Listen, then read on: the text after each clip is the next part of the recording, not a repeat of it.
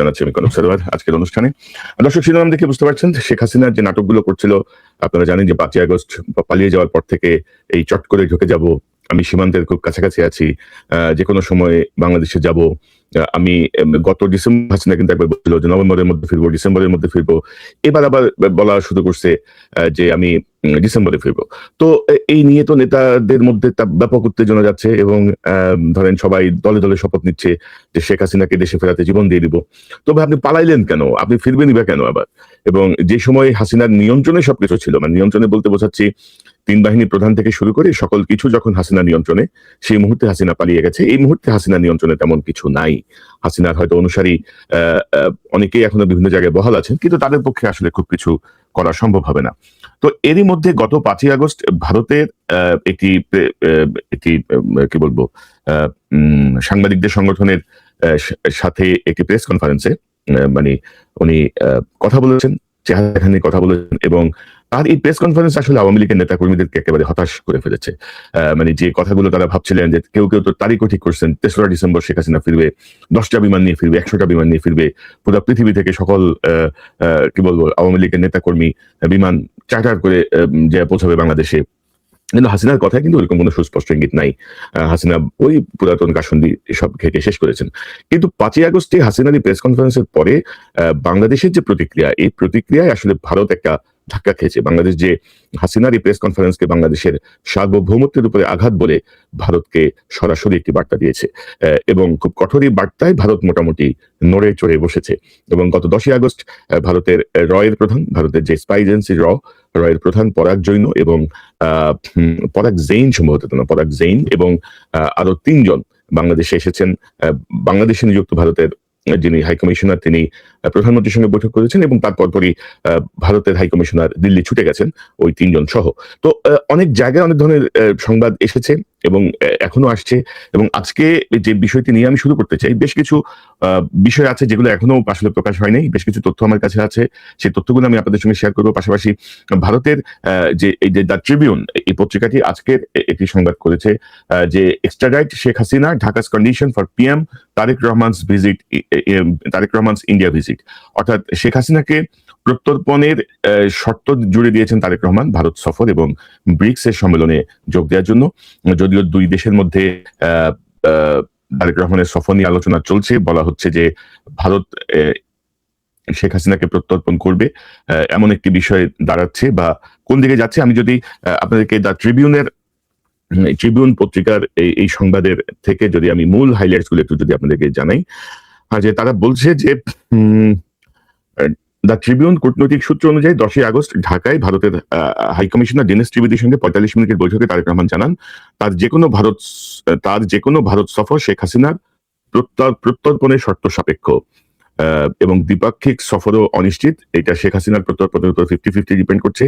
এবং 5ই আগস্ট সম্মান সম্মেলনের কারণে যে ফরেন করেসপন্ডেন্স ক্লাবে শেখ হাসিনা এবং সজীব ওয়াজেদ জয়ের যে বক্তব্য, সেই বক্তব্যই আসলে বাংলাদেশ একটি কঠোর অবস্থান নিয়েছে। কারণ বাংলাদেশ বারবার ভারতকে বলছিল যে তারা যেন শেখ হাসিনাকে ভারতের মাটি ব্যবহার করে বাংলাদেশের বিষয়ে উস্কানিমূলক বক্তব্য এবং কি বলবো সরকারকে আনস্টেবল করার বা সরকারকে বেকায়দায় ফেলার যে নানা রকমের প্রক্রিয়া শেখ হাসিনা চালাচ্ছেন সেটি যেন বন্ধ করা হয়। ভারত এক একবার এক এক কথা বলছিল। তো সেই জায়গাটায় কিন্তু ভারত বাংলাদেশের একটি কঠোর অবস্থান নিয়েছে। এবং রয়ের প্রধান পরাগ জৈন ঢাকায় এসে প্রধানমন্ত্রীর প্রতিরক্ষা বিষয়ক উপদেষ্টা ব্রিগেডিয়ার জেনারেল AKM শামসুল ইসলামের সঙ্গে বৈঠক করেছেন। এবং এই শামসুল ইসলামের সঙ্গে বৈঠক নিয়ে আমাদের এই ট্রিবিউনের একটা লাইন খুব ইম্পর্টেন্ট। তিনি ট্রিবিউন লিখছে, the changed mood in Dhaka was clear to see. অর্থাৎ প্রতিরক্ষা বিষয়ক উপদেষ্টার সঙ্গে কথা বলতে যেই তারা বুঝতে পেরেছেন যে ঢাকার যে মুড চেঞ্জ হয়ে গেছে ভারতের বিষয়ে, বিশেষ করে হাসিনার ইস্যুতে সেটি স্পষ্ট দেখা গেছে। এবং দীনেশ ত্রিবেদী এই পত্রিকার রিপোর্ট অনুযায়ী দীনেশ ত্রিবেদী হাই কমিশনার তিনি সম্পর্ক উন্নয়নের কথা বলে তারেক রহমানকে বোঝানোর চেষ্টা করেন, কিন্তু তারেক রহমান তার অবস্থানে অনড় থাকেন। এবং এর পরপরই দীনেশ ত্রিবেদী 1 ঘন্টা পরেই বের হয়ে দিল্লি চলে গেছেন এবং সেখানে তিনি নরেন্দ্র মোদীর সাথে বিষয়টা ব্রিফ করেছেন।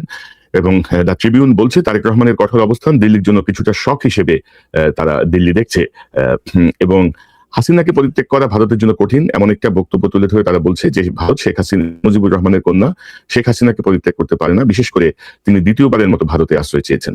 তো এই বিষয়টি নিয়ে অর্থাৎ মূল হাইলাইটসটা হচ্ছে যে ব্রিক্স সম্মেলনে অংশগ্রহণ এবং ভারতের যে দ্বিপাক্ষিক সফরের যে আমন্ত্রণ, এই সবকিছুই নির্ভর করছে শেখ হাসিনার প্রত্যর্পণের উপরে। এখন শেখ হাসিনা আদৌ বাংলাদেশে আসতে চান কিনা সেই জায়গাটি হচ্ছে মূল বিষয়। পাশাপাশি আমি যদি ভারতের অন্যান্য কয়েকটা পত্রিকার সংবাদ যদি আপনাদেরকে দেখাই, যে এনডিটিভি বলছে কূটনৈতিক সম্পর্ক পুনর্বিন্যাসের মধ্যে বাংলাদেশের প্রতিরক্ষা উপদেষ্টার সঙ্গে প্রধানের বৈঠক। ইন্ডিয়া টুডের শিরোনাম হচ্ছে দ্বিপাক্ষিক সম্পর্কে টানাপোড়েনের মধ্যে বাংলাদেশের প্রধানমন্ত্রীর প্রতিরক্ষা উপদেষ্টার সঙ্গে প্রধানের বৈঠক। স্ট্র্যাট নিউজ গ্লোবাল তাদের শিরোনাম হচ্ছে ভারতের গোয়েন্দা প্রধান কেন ঢাকায় গেলেন। আরো কয়েকটা পত্রিকা যদি আপনাদেরকে দেখাই আমি, আনন্দবাজার পত্রিকার শিরোনাম ঢাকায় প্রধান পরাগ জৈন তারেক রহমানের প্রতিরক্ষা বিষয়ক উপদেষ্টার সঙ্গে বৈঠক, হাসিনা জটের প্রেক্ষাপট।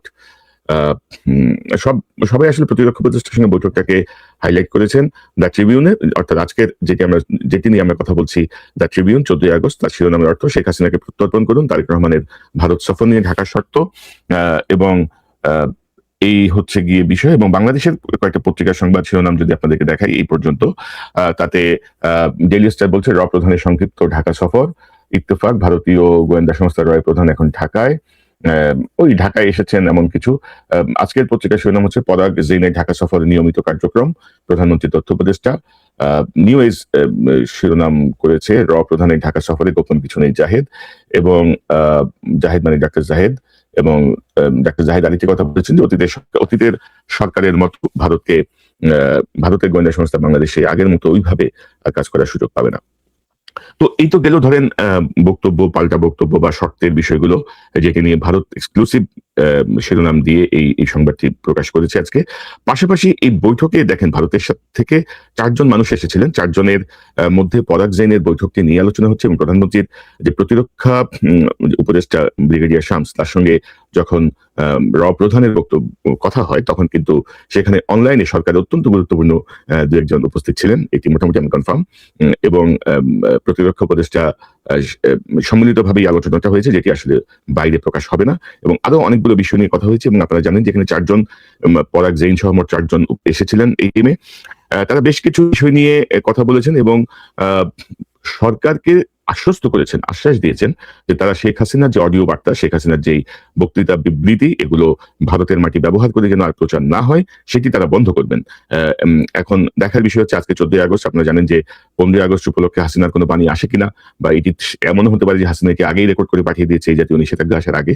তবে এমন একটি আশ্বাস দেওয়া হয়েছে। এই বিষয়টি নিয়ে নিউ ইয়র্ক থেকে প্রকাশিত সাপ্তাহিক দেশ পত্রিকার একটি সংবাদ প্রকাশিত হয়েছে, এবং আমার যে সূত্র থেকে যে তথ্যগুলো এসেছে সেখানেও এমন একটি আভাস দেওয়া হয়েছে যে ভারতে মাটি ব্যবহার করে হাসিনার যে অডিও বার্তা সেটি নিয়ন্ত্রণ করা হবে।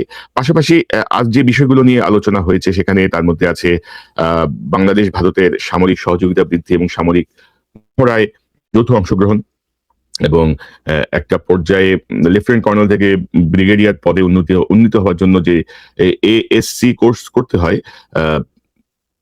আমাদের সেনা কর্মকর্তাদের, সেটি দীর্ঘদিন সেটি হতো ভারতের দেরাদুনে যে সামরিক একাডেমি, সেখানে কিন্তু 5 আগস্টের পর থেকে এই একাডেমিতে বাংলাদেশের আর কাউকে পাঠানো হয়নি, সেটি তারা পুনঃস্থাপন করতে চাচ্ছেন। পাশাপাশি তারা আমাদের নতুন যে শাহজালাল আন্তর্জাতিক বিমানবন্দরের যে থার্ড টার্মিনালে স্থাপিত যে রাডার, সেই রাডারে ভারত কিছু সুবিধা চেয়েছে, এমনটি একটি তথ্য আমাকে দেয়া হয়েছে। মংলা পোর্ট নিয়ে ভারত যে চুক্তিগুলো ভারত ঝুলিয়ে রেখেছিল, যেগুলোকে বাংলাদেশ বাতিল করে দিয়েছে, তা পুনর্বিবেচনার অনুরোধ জানিয়েছে। পাশাপাশি তারা বলছেন যে পাশাপাশি এদের মধ্যে এই প্রতিনিধি দলের অন্যতম সদস্য রাহুল নেগি, তার সাথে দেখা করেছেন প্রধানমন্ত্রীর উপদেষ্টা বিজনকান্তি সরকার, তিনি সম্ভবত সংখ্যালঘু এই বিষয়গুলো নিয়ে প্রধানমন্ত্রীর উপদেষ্টা প্রতিমন্ত্রীর মর্যাদায়, তিনি কিছু বিষয় নিয়ে কথা হয়েছে, ব্যাপারে বিস্তারিত তথ্য আসেনি। কিছু রাজনৈতিক বিষয়, ওই যে সংখ্যালঘু নিরাপত্তা এইসব বিষয় নিয়ে সেখানে কথা হয়েছে। এবং আমাদের সালাউদ্দিন সাহেবের সঙ্গে বৈঠক হয়েছে শৈবাল রায় চৌধুরীর, এবং সেখানে খুব সম্ভবত নাসিমুল গনি, যিনি সরকারের মন্ত্রিপরিষদ সচিব নাসিমুল গনি সেখানে উপস্থিত ছিলেন এবং এনটিএমসির যে কার্যক্রম অর্থাৎ মোবাইল মনিটরিং সেই কার্যক্রমটি আবার পুনরুজ্জীবিত করার ক্ষেত্রে তারা আলাপ করেছেন এবং এনটিএমসির মাধ্যমে কেন ভারতের এত আগ্রহ আমি জানি না, ভারত বোধহয় আবারও বাংলাদেশের নাগরিকদের নিয়ন্ত্রণ শুরু করার ব্যাপারে সরকারকে উৎসাহিত করছে এবং এনটিএমসি তো কার্যক্রম চলছে, কিন্তু ভারত বোধহয় এটিকে আরেকটু ব্যাপক আকারে আগের মতো করে যেন হয় সে ব্যাপারটি নিয়ে কথা বলেছেন। এবং সবচেয়ে ইন্টারেস্টিং বিষয় হচ্ছে যে স্বরাষ্ট্রমন্ত্রীর কাছে তারা বলেছেন যে সীমান্তে বিজিবি সদস্যদের নমনীয় শারীরিক অভিব্যক্তি ধারণ করার পরামর্শ দিয়েছেন। অর্থাৎ আপনারা জানেন যে সীমান্তে 5ই আগস্টের পরে কিন্তু সীমান্তে আমাদের বিজিবি যারা কাজ করেন, সৈনিক যারা আছেন, অফিসার যারা আছেন, তারা কিন্তু অনেক বেশি মাত্রায় সাহসী ভূমিকায় আছেন বলবো, কারণ এতদিন ধরে বিএসএফ এর কাছে অনম ভূমিকা তারা এখন বেশ সাহসী ভূমিকায় প্রদর্শন করেন। এবং আমি আপনাদেরকে একটা ভিডিও দেখাই যে গ্রামবাসী এবং বিজিবি মিলে যেভাবে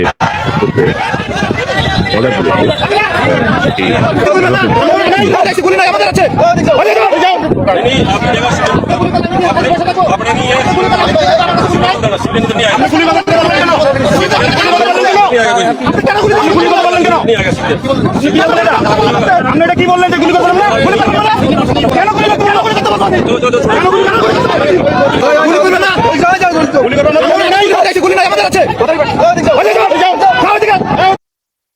অর্থাৎ বিএসএফ আমাদের বিজেপির সাথে মিলে কিন্তু গ্রামবাসী কিন্তু সবসময় একটা কঠোর অবস্থানে থাকে এবং বিজেপির অন্যতম শক্তি হচ্ছে আমাদের সীমান্তবর্তী গ্রামের মানুষেরা, এবং তারা অত্যন্ত সাহসী। তারা বাঁশ নিয়ে, ধান কাটার কাঁচি নিয়ে তারা বিডিআর সদস্যদের পাশে দাঁড়িয়ে যায় তাদের সহযোগিতা করার জন্য।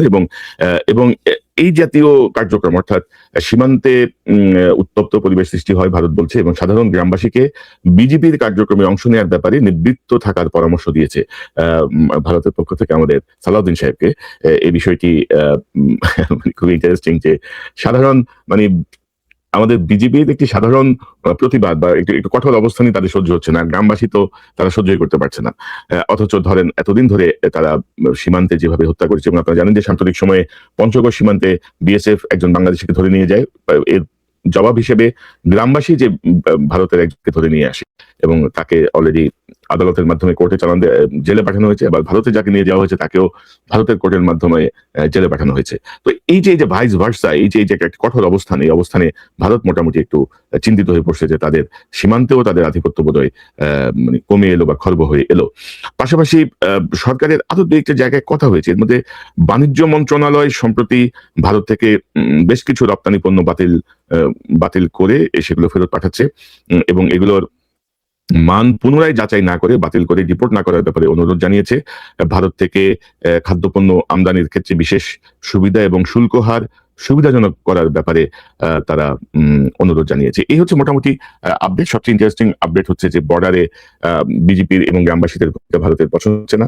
অর্থাৎ ভারত কিন্তু যে বিষয়গুলো নিয়ে আবেদন করছে আর কি, সেগুলো এক ধরনের তাদের নমনীয়তার বহিঃপ্রকাশ। এবং আমরা আসলে ভারতের সঙ্গে তো কোনো সংঘাত চাই না, ভারতের সঙ্গে আমাদের যুদ্ধ করারও কিছু নাই, ভারতের সঙ্গে আমাদের কি বলবো খারাপ সম্পর্কেরও কিছু নাই, কিন্তু ভারতের যে আধিপত্যবাদী মানসিকতা বা আমরা বড় ভাই সুলভ মানসিকতা, এই জায়গাটায় আসলে বাংলাদেশের সাধারণ মানুষের আপত্তি আছে। এবং আমি তো বলবো যে এই যে নর্থ ইস্টের যেই 7 সিস্টার, এই জায়গাগুলো নিয়ে ভারতের দু একটা পত্রিকায় আমি দেখলাম যে তাদেরও একটা কনসার্নের জায়গা হচ্ছে, বাংলাদেশের সঙ্গে যদি সম্পর্ক যদি পুনঃস্থাপিত না হয়, সম্পর্ক যদি একটি কি বলবো সৌহার্দ্যপূর্ণ অবস্থায় না যায়, তাহলে ভারতের এই যে 7 সিস্টার কেন্দ্রিক বাংলাদেশের যেই বলয় আছে বা বাংলাদেশ চাইলে সেই জায়গাটায় কিন্তু ভারতকে ডিস্টার্ব করতে পারে।